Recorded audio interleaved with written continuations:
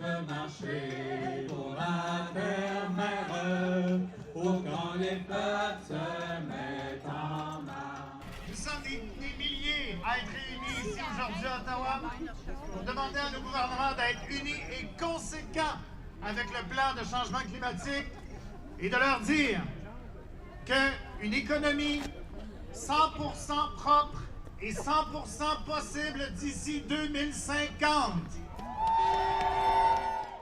Près de 25 000 personnes se sont réunies à Ottawa le 29 novembre à l'aube de la conférence de Paris sur le climat.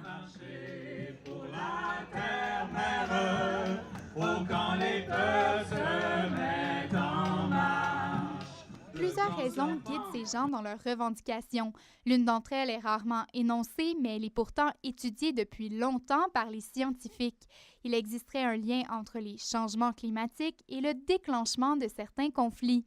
Selon le cofondateur d'Équiterre, Sidney Ribault, ce lien de causalité ferait du climat un enjeu de paix et de sécurité pour le 21e siècle. La plupart des agences de sécurité nationale, le CIA aux États-Unis, par exemple, ont publié des rapports il y a déjà presque 10 ans maintenant en disant que dans les prochaines décennies, le plus grand enjeu de sécurité à l'échelle internationale, c'est pas le terrorisme, c'est les changements climatiques. Alors, pour toutes sortes de raisons, les changements climatiques vont amener des tensions. Une récente recherche réalisée par un groupe de chercheurs américains démontre que l'une des causes du conflit en Syrie serait la sécheresse qui a eu lieu dans le pays entre 2007 et 2010. Cette sécheresse découlerait des changements climatiques. C'est la première fois qu'un tel lien est prouvé par la science. La chargée de cours en environnement et développement durable de l'Université de Sherbrooke, Rosa Ortiz, explique les détails de cette étude. Les chercheurs ont prouvé que la sécheresse de 2007 à 2010 jumelée à une mauvaise gestion des terres, a grandement contribué au conflit en Syrie. C'est pour la pire sécheresse jamais enregistrée, provoquant une perte généralisée des récoltes et la migration en masse des familles des agriculteurs vers les villes. La sécheresse peut donc conduire à des conséquences dévastatrices lorsqu'elle est jumelée avec une vulnérabilité aiguë préexistante, chômage, corruption, inégalité profonde. La guerre civile en Syrie dure depuis 2011 et a fait plus de 250 000 morts jusqu'à présent. Les revendications politiques réprimées par la dictature dans un contexte de pauvreté ont rapidement mené à un conflit violent auquel s'est ajouté du terrorisme. Les causes de la crise syrienne sont nombreuses. La sécheresse serait l'une d'entre elles et aurait agi comme multiplicateur de tensions. Le professeur au département d'histoire de l'Université du Québec à Montréal et spécialiste de l'histoire ottomane de la Syrie, Stéphane Winter, se prononce à ce sujet. Une des causes, certainement. Ça a mis de plus en plus de gens dans la situation de devoir se réfugier, de devoir s'installer près des grandes villes parce que les fermes, la vie agricole ne supportent plus les familles. Donc, beaucoup de monde, il y a eu une grande exode rural les dernières décennies. Ça a commencé bien avant 2006, mais c'est sûr que ça s'est accéléré depuis les plusieurs années successives de sécheresse. Stéphane Winter reconsidère toutefois le rôle de la sécheresse dans le conflit, compte tenu de la récurrence de ce phénomène dans le pays. Donc c'est un climat plutôt rude, très continental, marqué par des très grandes différences de température. Les sécheresses sont récurrentes toutes les quelques années. Il y a des sécheresses plus étendues. Je crois qu'en moyenne, une année sur 3, surtout dans les zones marginales, il n'y a jamais de garantie vraiment pour suffisamment de pluie pour les récoltes annuelles. C'est en grande partie pour ça qu'on a entrepris depuis les années 50 déjà des grands projets étatiques d'irrigation. L'étude a démontré que la sécheresse qui a touché la Syrie entre 2007 et 2010 était plus sévère qu'à l'habitude et qu'elle serait directement liée au changement climatique. Rosa Ortiz y constate également un lien de causalité.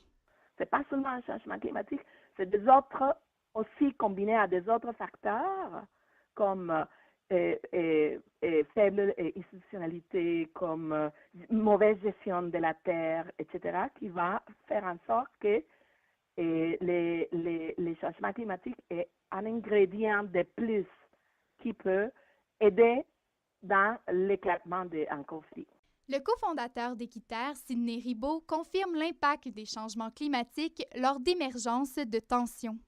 plusieurs des crises, des conflits qu'on voit dans le monde sont le fruit d'une dégradation de l'environnement d'une façon ou d'une autre, ou d'événements extrêmes reliés au climat.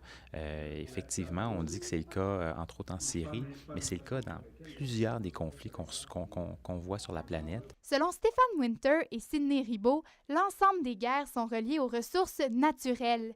La plupart des historiens, je crois, vont dire que toute guerre est une guerre sur les ressources naturelles.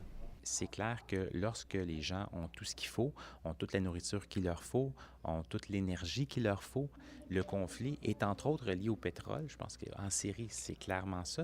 On est en Syrie parce que la Syrie fait partie d'une région qui est géopolitiquement importante présentement. Pourquoi? Bien parce qu'il y a du pétrole dans la région. Là. On ne serait pas en train de parler de la Syrie autant s'il n'y avait pas de l'or noir au Moyen-Orient. L'une des conséquences majeures des changements climatiques est le déplacement des populations au sein d'un même pays ou d'un État à un autre. Les changements climatiques comportent un risque important en termes de mouvement des populations. Jusqu'à maintenant, les expressions réfugiés climatiques, réfugiés écologiques, réfugiés de l'environnement ou déplacés environnementaux n'ont pas existence juridique dans le cadre du droit international. Par exemple, dans le cas de la Syrie, là, à quel moment on peut les nommer, ces réfugiés de la Syrie, comme réfugiés climatiques, quand on sait que le changement climatique a été un des facteurs, pas le seul facteur.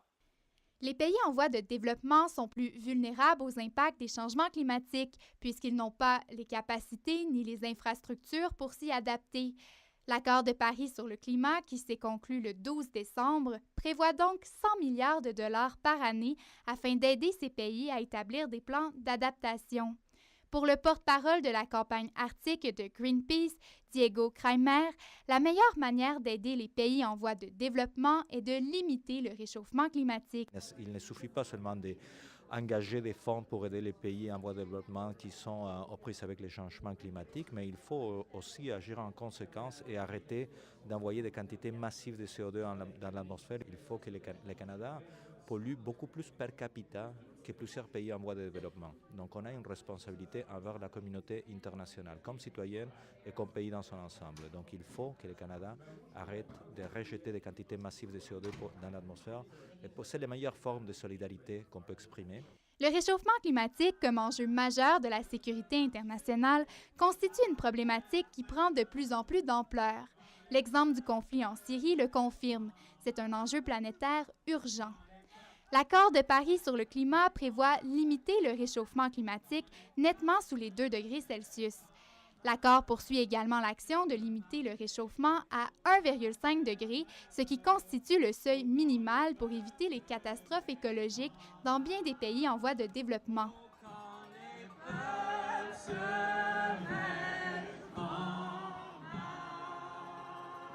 C'était un reportage d'Isabelle Neveu et de Noémie Laurando.